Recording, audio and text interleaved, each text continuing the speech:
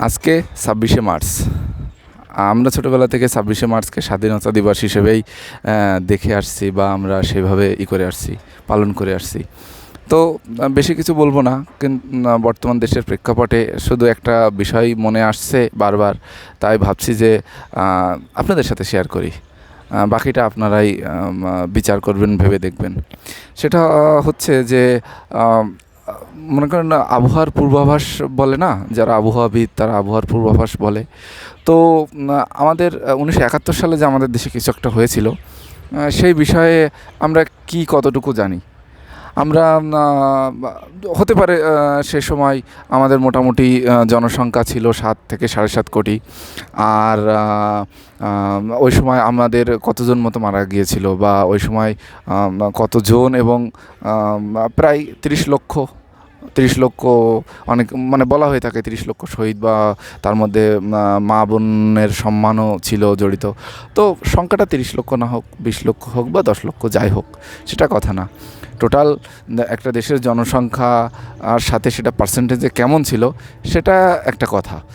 আর কথা হচ্ছে যে যে একদম সব তো আর মিথ্যা না, তাই না? সব তো আর একদম মিথ্যা না। তো কিছু জিনিস তো সেখানে সত্যি আছে। যেমন ধরেন কি বলবো, মানে এই যে আমি ডক্টর দিগেন্দ্র চন্দ্র ইনার এটা পেলাম, এটাই কিন্তু আমাকে বেশি উৎসাহ করলো যে একটা ভিডিও বানাতেই পারি। ডক্টর দিগেন্দ্র চন্দ্র ইনার পরিবারে কিন্তু সবাই মারা গিয়েছিল, ৮ জনই মারা গিয়েছিল। হয়তো আমাদের পরিবারে কেউ মারা যায়নি, তার মানে তো এই না যে আসলে কেউ কারোর স্বজনকে হারায়নি, এমন তো না। সারা দেশে বধ্যভূমি আছে প্রায় ৯৪২টা মতো। সব তো আর মিথ্যা না, তাই না? এক চট্টগ্রামের বধ্যভূমিতে হচ্ছে যে পাহাড়তলি বধ্যভূমিতেই ১,০০০-এর বেশি মাথার খুলি পাওয়া গিয়েছিল। তো আবার আমাদের বাড়ির পাশে চুকনগরের গণহত্যার কথা আমরা শুনেছি। তো সব তো আর মিথ্যা না, তাই না? তো এই যে এত কিছু, তো সব কি আসলে একদম অস্বীকার করা যায়, নাকি এটা কেমন না ব্যাপারটা? তো বর্তমান সময়ে যে একটা জেনারেশান, তারা কেমন জানি এই বিষয়গুলোকে কেমনভাবে দেখে বুঝতে পারি না আমরা, তাদের কথা বা তাদের এগুলো কেমন লাগে জানি। আবার কেউ সেটাকে তাদেরকে উৎসাহ দেয়, কেউ চুপ থাকে।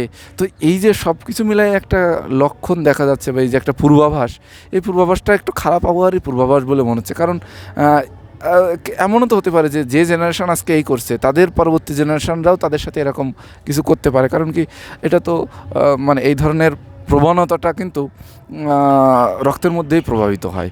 বলা হয়ে থাকে না যে দেশে গুণীর কদর নাই, সে দেশে গুণী জন্মায় না। তা আসলে তো আমাদের দেশে প্রেক্ষাপট এখন কোন দিকে যাচ্ছে সেটা বলা খুবই মুশকিল।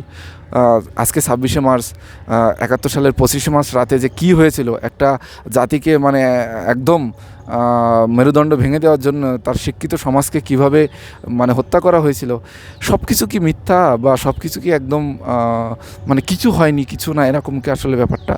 তো যাই হোক, এখন সুধী সমাজ বা শুভ মানসিকতা বা শুভ চিন্তা চেতনা যারা, তাদের কাছে আমার একটাই প্রশ্ন। হ্যাঁ, আমরা হয়তো নীরব হয়ে থাকছি, আমরা হয়তো কাউকে কিছু বলছি না, কিন্তু আসলে কি জানেন, আমরা প্রত্যেকেই নিজ পরিবারের, দেশের এবং দশের বর্তমান এবং ভবিষ্যতের জন্য দায়ী। তো এই জন্যে যা কিছুই করি না কেন, কর্মফল আমাদের ভোগ করতেই হবে। আমরা চুপ আছি, এরও কর্মফল ভোগ করতে হবে। আবার আমরা কাউকে কিছু বলবো নাকি আমাদের নিজেদের সন্তানকে বোঝাবো, সেটাও একটা কথা। তো দেখা যাক কি হয় সামনে। আসলে আমাদের সামর্থ্য আসলেই খুবই সীমিত। সবাই ভালো থাকবেন, সুস্থ থাকবেন। নতুন একটা ভিডিও আসবে, ততক্ষণে ভালো থাকবেন, সুস্থ থাকবেন।